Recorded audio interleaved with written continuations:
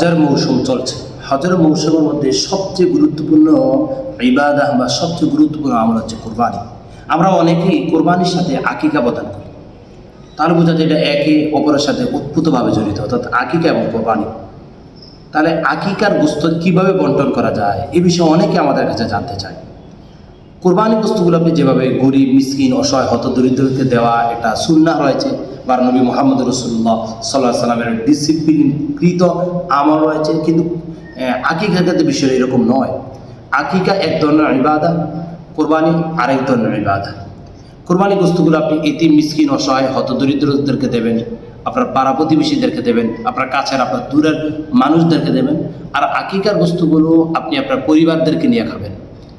যদি যে ছেলের জন্য অথবা যে মেয়ের জন্য আপনি আকিকা করেন, তার বাবা মা খেতে পারবে, তার দাদা দাদি খেতে পারবে, তার নিকটবর্তী আত্মীয়দের মাধ্যমে এই আকিকার গোশতগুলো বন্টন করে খাওয়াই হচ্ছে অন্যতম সুন্নাহ।